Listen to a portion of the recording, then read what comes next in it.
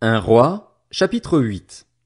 Alors le roi Salomon rassembla près de lui, à Jérusalem, les anciens d'Israël et tous les chefs des tribus et les chefs de famille des Israélites, pour déplacer l'arche de l'alliance de l'Éternel depuis la ville de David, c'est-à-dire Sion. Tous les hommes d'Israël se réunirent auprès du roi Salomon, au cours du mois d'Étanim, qui est le 7e mois, pendant la fête des tentes. Lorsque tous les anciens d'Israël furent arrivés, les prêtres portèrent l'arche. Ils transportèrent l'arche de l'Éternel, la tente de la rencontre ainsi que tous les ustensiles sacrés qui étaient dans la tente. Ce furent les prêtres et les Lévites qui les transportèrent. Le roi Salomon et toute l'assemblée d'Israël, convoqués vers lui, se tinrent devant l'arche. Même l'étranger, celui qui n'est pas issu de ton peuple, d'Israël, viendra d'un pays lointain à cause de ta réputation. En effet, on apprendra que ton nom est grand, ta main forte et ton bras puissant. Quand l'étranger viendra prier dans cette maison, écoute-le du haut du ciel, de l'endroit où tu résides, et accorde-lui tout ce qu'il te demandera. Ainsi, tous les peuples de la terre connaîtront ton nom et te craindront comme le fait Israël, ton peuple, et ils sauront que ton nom est associé à cette maison que j'ai construite. Admettons que ton peuple sorte pour combattre son ennemi en suivant tes directives. S'ils adressent alors des prières à l'Éternel, les regards tournés vers la ville que tu as choisie et vers la maison que j'ai construite en l'honneur de ton nom, écoute du haut du ciel leurs prières et leurs supplications, et fais leur droit. Admettons qu'ils pêchent contre toi, puisqu'il n'y a aucun homme qui ne commette pas de péché, et que tu sois irrité contre eux au point de les livrer à l'ennemi qui les déportera dans un pays ennemi, lointain ou proche. S'ils se mettent alors à réfléchir dans le pays où ils seront exilés, s'ils reviennent à toi et t'adressent des supplications dans le pays de ceux qui les auront déportés, en disant « Nous avons péché, nous avons commis l'injustice, nous avons fait le mal. » Oui, s'ils reviennent à toi de tout leur cœur et de toute leur âme, dans le pays de leurs ennemis, de ceux qui les auront déportés, s'ils t'adressent des prières, les regards tournés vers leur pays, celui que tu as donné à leurs ancêtres, vers la ville que tu as choisie et vers la maison que j'ai construite en l'honneur de ton nom, écoute du haut du ciel, de l'endroit où tu résides, leurs prières et leurs supplications, et fais leur droit. Pardonne à ton peuple ses péchés et tous ses actes de révolte contre toi. Excite la compassion de ceux qui les retiennent prisonniers, afin qu'ils aient pitié d'eux, car ils sont ton peuple et ton héritage, ceux que tu as fait sortir d'Égypte, du milieu d'une fournaise à fondre le fer. Que tes yeux soient ouverts sur la supplication de ton serviteur et de ton peuple, d'Israël, pour les exaucer chaque fois qu'ils feront appel à toi. En effet, c'est toi qui les as séparés de tous les autres peuples de la terre pour faire d'eux ton héritage, comme tu l'as déclaré par l'intermédiaire de ton serviteur Moïse quand tu as fait sortir d'Égypte nos ancêtres, Seigneur éternel. Lorsque Salomon eut fini d'adresser à l'Éternel toute cette prière et cette supplication, il se leva devant l'autel de l'Éternel, où il était agenouillé, les mains tendues vers le ciel. Debout, il bénit à haute voix toute l'assemblée d'Israël en disant « Béni soit l'Éternel, qui a donné du repos à son peuple, Israël, conformément à toutes ses promesses. De toutes les bonnes paroles qu'ils avaient prononcées par l'intermédiaire de son serviteur Moïse, aucune n'est restée sans effet. Que l'Éternel, notre Dieu, soit avec nous, comme il l'a été avec nos ancêtres, qu'il ne nous abandonne pas et ne nous délaisse pas, mais qu'il incline nos cœurs vers lui, afin que nous marchions dans toutes ses voies et que nous respections ses commandements, ses prescriptions et ses règles qu'il a données à nos ancêtres. Que les paroles de supplication que je viens d'adresser à l'Éternel soient jour et nuit présentes devant l'Éternel, notre Dieu, et qu'il fasse en tout temps droit à son serviteur et à son peuple, Israël. Ainsi, tous les peuples de la terre reconnaîtront que c'est l'Éternel qui est Dieu et qu'il n'y en a pas d'autre. Que votre cœur soit attaché sans réserve à l'Éternel, notre Dieu, comme il l'est aujourd'hui, pour suivre ses prescriptions et pour respecter ses commandements. Le roi et tout Israël avec lui offrirent des sacrifices devant l'Éternel. Salomon tua 22 000 bœufs et 120 000 brebis pour le sacrifice de communion qu'il offrit à l'Éternel. C'est ainsi que le roi et tous les Israélites firent la dédicace de la maison de l'Éternel. Ce jour-là, le roi consacra le milieu du parvis qui se trouvait devant la maison de l'Éternel. En effet, c'est là qu'il offrit les holocaustes, les offrandes et les graisses des sacrifices de communion, parce que l'autel en bronze qui se trouvait devant l'Éternel était trop petit pour les contenir. Salomon célébra la fête des tentes à ce moment-là, et tout Israël avec lui. Une grande foule, venue des environs de Hamath jusqu'au torrent d'Égypte, se rassembla devant l'Éternel, notre Dieu, pendant 7 jours, puis 7 autres jours, soit 14 jours. Le lendemain, il renvoya le peuple. Ils bénirent le roi et retournèrent chez eux, remplis de joie et le cœur content pour tout le bien que l'Éternel avait fait à son serviteur David et à Israël, son peuple.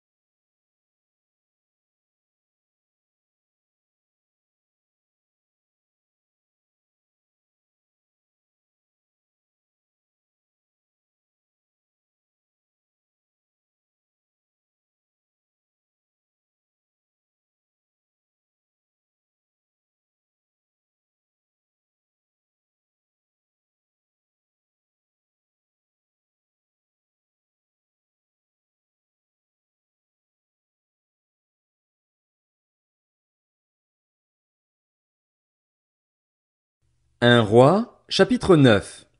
Lorsque Salomon eut fini de construire la maison de l'Éternel, le palais royal et tout ce qu'il avait désiré faire, l'Éternel lui apparut une deuxième fois, comme il lui était apparu à Gabaon. L'Éternel lui dit, J'exauce la prière et la supplication que tu m'as adressées, je consacre cette maison que tu as construite pour y établir éternellement mon nom, et j'y aurai toujours mes yeux et mon cœur. Quant à toi, si tu marches devant moi comme l'a fait ton père David, avec un cœur intègre et avec droiture, en accomplissant tout ce que je t'ai commandé, si tu respectes mes prescriptions et mes règles, j'affermirai pour toujours ton autorité royale en Israël, comme je l'ai déclaré à ton père David lorsque j'ai dit, tu ne manqueras jamais d'un successeur sur le trône d'Israël. Si en revanche vous vous détournez de moi, vous et vos descendants, si vous ne respectez pas les commandements et les prescriptions que je vous ai donnés, mais que vous allez servir d'autres dieux et vous prosterner devant eux, j'éliminerai Israël du territoire que je lui ai donné, je rejetterai loin de moi la maison que j'ai consacrée en l'honneur de mon nom, et Israël sera un sujet de proverbe et de raillerie parmi tous les peuples. Si important qu'ait été ce peuple, toute personne qui passera près de lui sera dans l'étonnement et sifflera. On dira, c'est parce qu'ils ont abandonné l'Éternel, leur Dieu, qu'il avait fait sortir leurs ancêtres d'Égypte, parce qu'ils se sont attachés à d'autres dieux, se sont prosternés devant eux et les ont servis.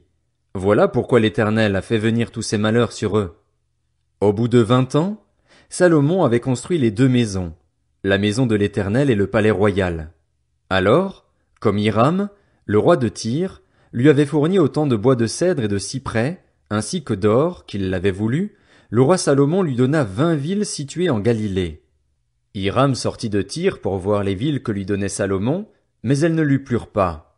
Il dit, Quelle ville m'as-tu donné là, mon frère? Et il les appela pays de Kabul, nom qu'elles ont conservé jusqu'à aujourd'hui.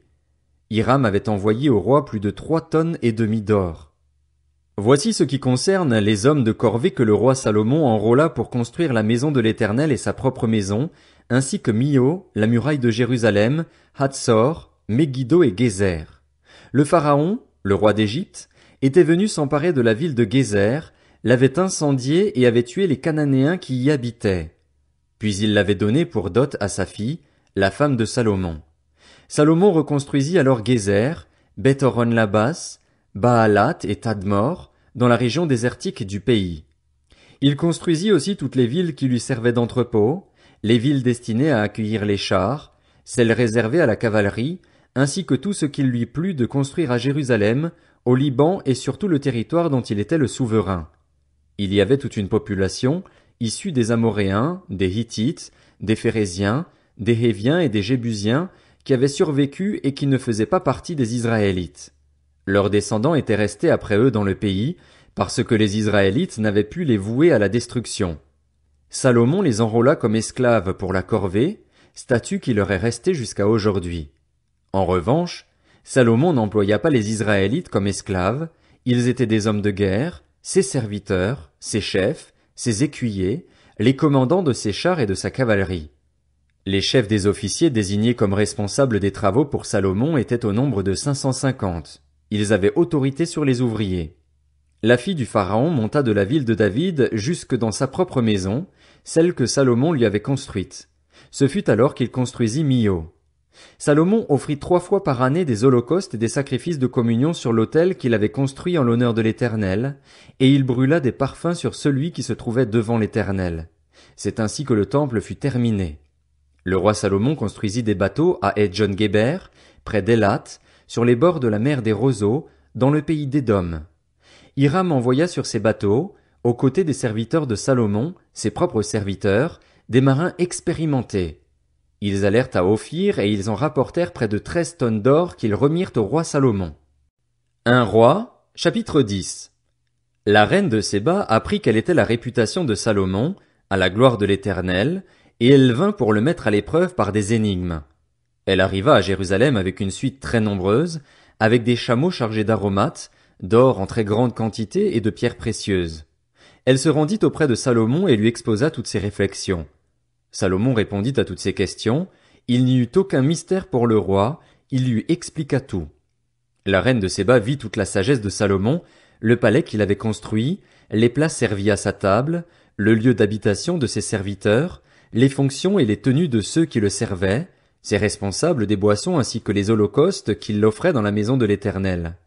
Elle en eut le souffle coupé et dit au roi, « C'était donc vrai, ce que j'ai appris dans mon pays au sujet de ta situation et de ta sagesse.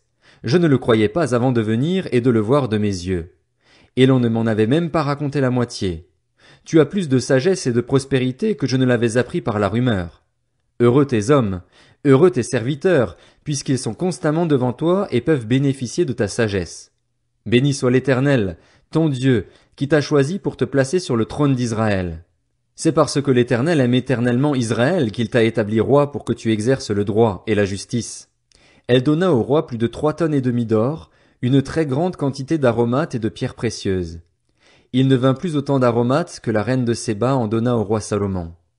Les bateaux de Hiram qui rapportèrent de l'or d'Ophir ramenèrent aussi une grande quantité de bois de santal et des pierres précieuses. Avec ce bois de santal, le roi fit des balustrades pour la maison de l'Éternel et pour le palais royal, ainsi que des harpes et des luttes pour les musiciens. Il ne vint plus de ce bois de santal et l'on n'en a plus vu jusqu'à aujourd'hui. Le roi Salomon donna à la reine de Séba tout ce qu'elle désira, ce qu'elle demanda. Il lui fit en outre des cadeaux dignes d'un roi tel que lui. Puis elle repartit et rentra dans son pays avec ses serviteurs. Le poids de l'or qui arrivait chez Salomon chaque année était de près de 20 tonnes, en plus de ce qu'il retirait des négociations et du trafic commercial, ainsi que de tous les rois d'Arabie et des gouverneurs du pays. Le roi Salomon fit 200 grands boucliers en or battu, pour chacun desquels il employa 7 kilos d'or, et 300 autres boucliers en or battu, pour chacun desquels il employa près de 2 kilos d'or. Il les plaça dans la maison de la forêt du Liban. Le roi fit aussi un grand trône en ivoire, et il le couvrit d'or pur. Ce trône avait 6 marches et son dossier était arrondi par derrière. Il y avait des bras de chaque côté du siège, 2 lions se trouvaient près des bras, et 12 lions sur les 6 marches de chaque côté. On n'a rien fait de pareil pour aucun royaume. Toutes les coupes du roi Salomon étaient en or, et toute la vaisselle de la maison de la forêt du Liban était en or pur. Rien n'était en argent. On n'en faisait aucun cas à l'époque de Salomon. En effet, le roi avait des bateaux long courriers en mer avec ceux de Hiram. Tous les 3 ans, les bateaux long courriers arrivaient, chargés d'or, d'argent, d'ivoire, de singes et de paons.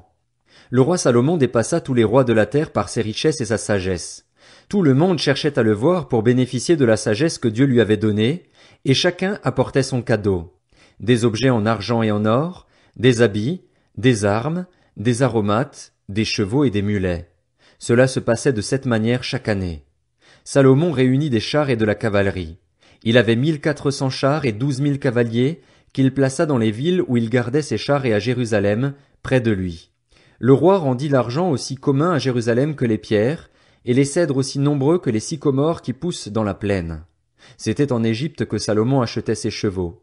Une caravane de marchands du roi allait les chercher par groupe à un prix fixe. Il fallait 600 pièces d'argent pour faire venir un char d'Égypte et 150 pièces pour un cheval. Ils en ramenaient de même pour tous les rois des Hittites et pour les rois de Syrie.